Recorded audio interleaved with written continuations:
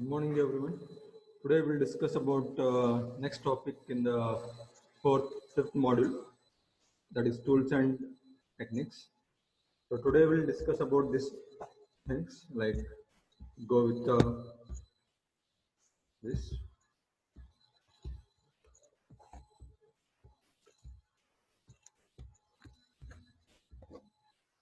So we'll discuss with the quality function deployment, product liabilities, failure mode effect analysis, that is FMEA. Next is quality by design, and lastly we discuss about productive maintenance. Next, quality function deployment.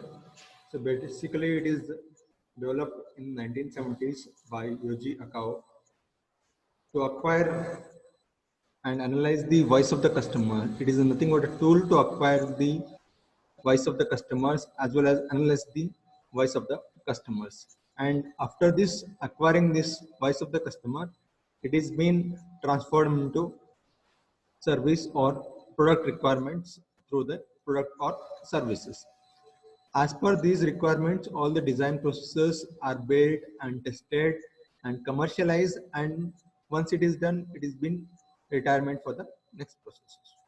So it can be used for all the sectors like manufacturing sectors or even for the service industries. So next we see about the benefits of QFD, that is quality function deployment. So first one is customer driven.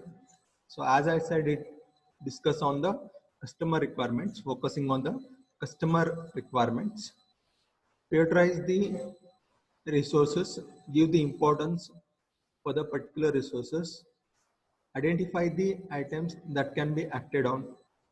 It will be telling to the customers, from the customers to items to be selected. It reduces implementation time.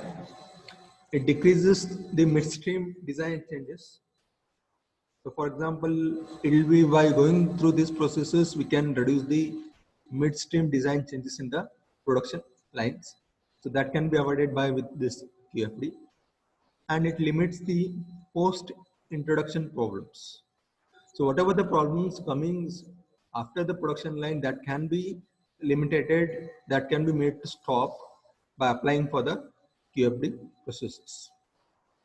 It identifies the future application opportunities. What are the required opportunities are required for the future applications. And it promotes teamwork, as you all studied in third module, that is team concept. Same here, it promotes for the teamwork or the group activities, together everyone achieving the more work. That concept is enhanced by in the QFD processes. It opens for the communications. Here all are free to give their communications, free to tell the ideas. So promote identifies the action on interfaces. It will tell the actions what to do on the disturbances, okay, with everyone. And it provides documentation processes. It is very easy to understand and provides the framework for sensitive analysis. Once you are done with your problems, with the documented how it is happened, why it is happened, from the next time it can be solved very easily. For that purposes, all the companies will have the documentation purposes. So that can be easily done in the processes. Very important is next one, voice of the customers. The voice of the customers are the driving force behind the quality function deployment. The customer dictates, will tells the attributes of the products. So we'll be telling what the parameters should be there in the product, how it should function, how it looks, what are the technical specifications should be there in the product that can be given by the customers itself, and he should be satisfied. Okay. Next, collecting the customer information. What does the customer really wants? What are his expectations? Our customer expectations used to drive the design processes. What design team can do to achieve these customer satisfactions?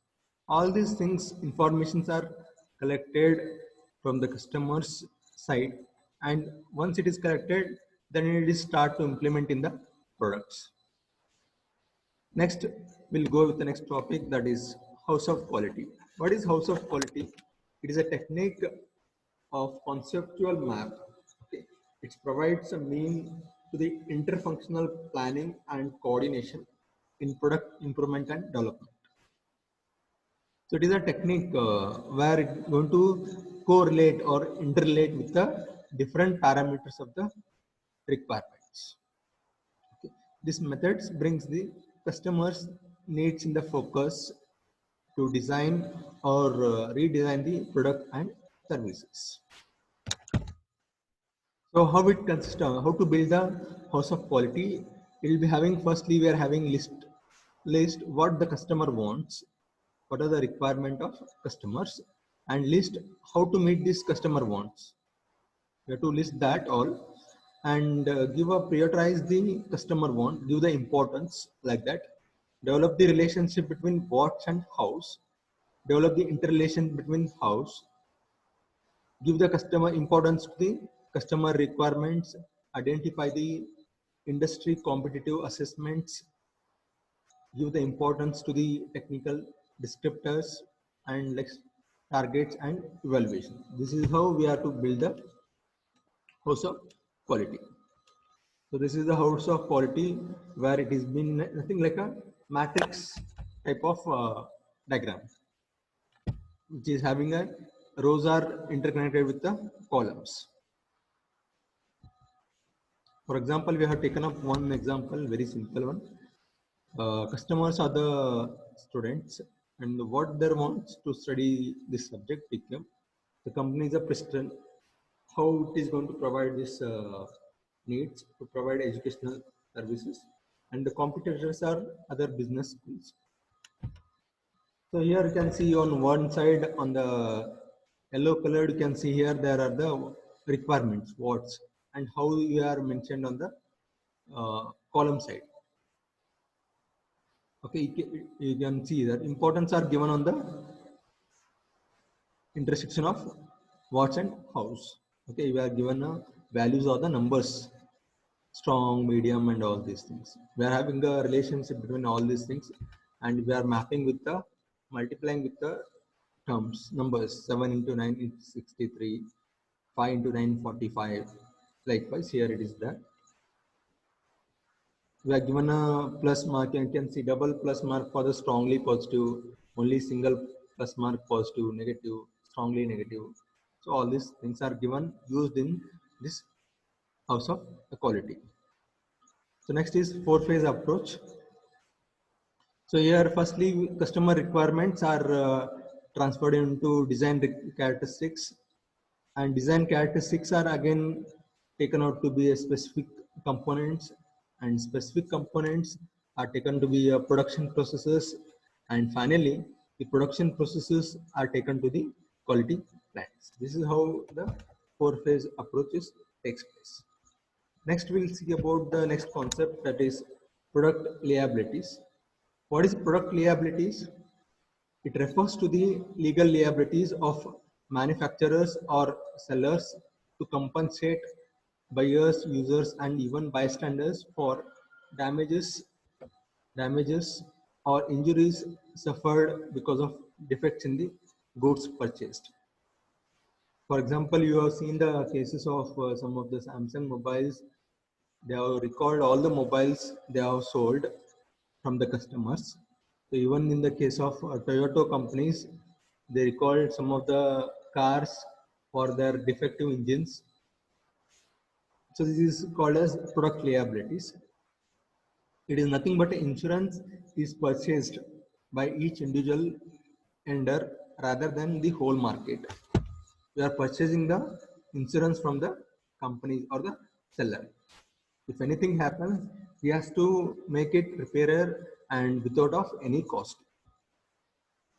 We are having next types of liabilities. We are having manufacturing defect, design defect, and failure to warn defects. They are also known as marketing defects. So manufacturing defects, as it is their name itself indicates, the defects occur in the manufacturing process, such as the poor quality materials and shoddy workmanship. So next is design defects were inherently dangerous or useless. So if you are having a bad design, with that bad design, if you manufacture with well processes, again it's a wasteful to the companies, even for the customers. Failure to warn defects, it arises in the product that carry inherent or no obvious dangers which could be mitigated through adequate warnings to the users. For example, for this example, we are having cigars and alcohols. It is been mentioned in the product, the consumption of alcohol is dangerous, consumption of tobacco is dangerous. Such things will come under these categories. So next is legal liabilities. We are having criminal liabilities and civil liabilities. So criminal liabilities enforced by the state government and punishable under the laws in the form of fine and imprisonment or both.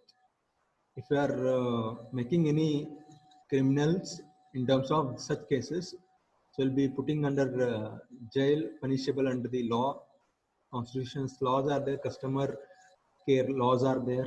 With that laws, they're going to be punishable or imprisoned for the things. Next is civil liabilities. It occurs when the action taken by the one party against the another party. We can have the such applications are there in the market. If the product is wrong, the customer can put the cases on the companies. Next, so these are the insurance the company has to give with all the claims made during the period of insurance.